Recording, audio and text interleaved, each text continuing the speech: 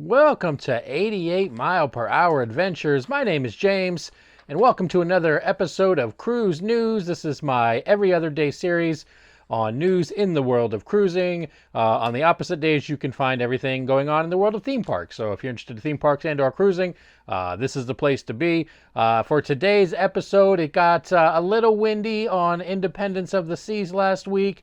We're going to talk about a hefty number of people that got sick on a Viking cruise, and unfortunately we learned the fate of the 5 people aboard the Titanic submersible Titan today. So we're going to go into all of that in today's episode of Cruise News.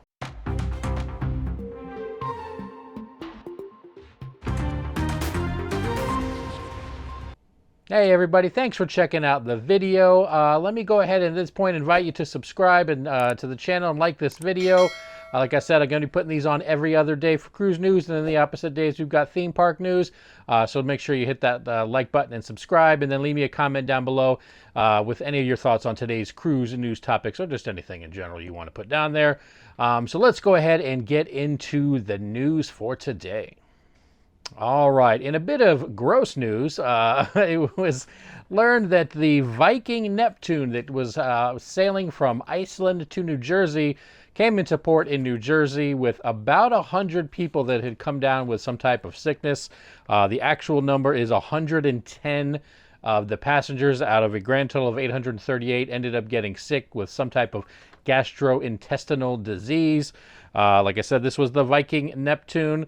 I guess the symptoms that people experienced were vomiting, abdominal cramps, and diarrhea. All three just super lovely. Not exactly enjoying your cruise when you're doing, sitting in the bathroom for that one.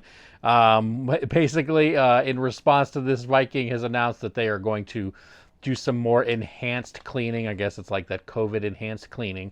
So they're going to do some more enhanced cleaning to make sure, they get rid of all the germs. Hopefully they go extra hard in the bathroom, according to some of these reports. So yeah, definitely not a fun cruise. 110 out of the 838 end up getting sick. And then a couple of the crew members also were, came down with some similar symptoms. So not exactly sure what went on there. The CDC, of course, was aware of it. But yeah, hopefully those people are feeling better and can enjoy another cruise in the future. All right, and on a somber note today, as of this recording, I recorded this on the night before, so it was announced that the 5 people that were on board the Titanic submersible, the Titan, did in fact perish. From what the Coast Guard said, there was a catastrophic implosion. They found some debris. They had a remote vehicle that they were able to put in the water, and were able to find some of the debris. I believe it said it was the tail cone from the actual submersible they found about, 1,600 feet from the front of the Titanic.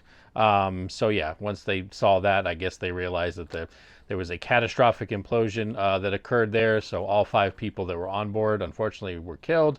It's definitely, when you go down to those depths, it's not a lot of room for error, unfortunately, with that kind of thing, almost like going into outer space.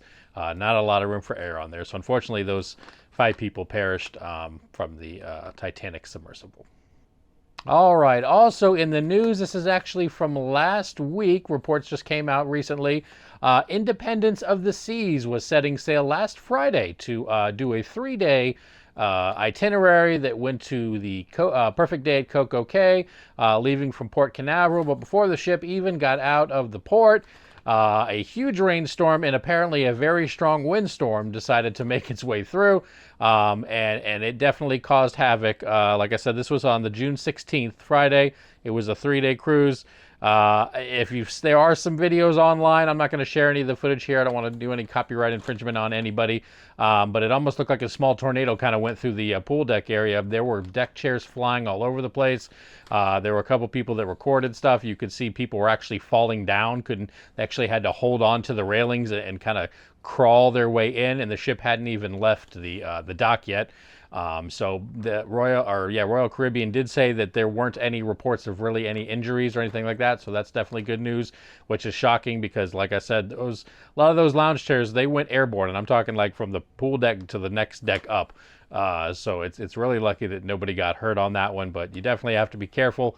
those Florida storms can come up pretty quick, and cruise ships are fairly windy. If you've never been on one, they're very windy to begin with.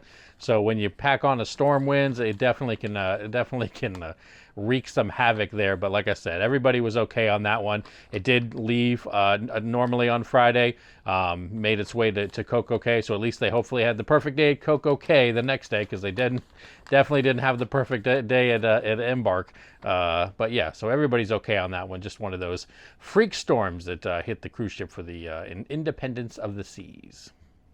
All right, guys, that is going to do it for another episode of Cruise News. Like I said, leave me a comment down below. Let me know what you thought about either of these, any of these stories I talked about. Like I said, had some unfortunate news today, and also had just some kind of freak things going on in the on different cruise ships. That's just kind of the world of cruising. Unfortunately, sometimes weird things happen.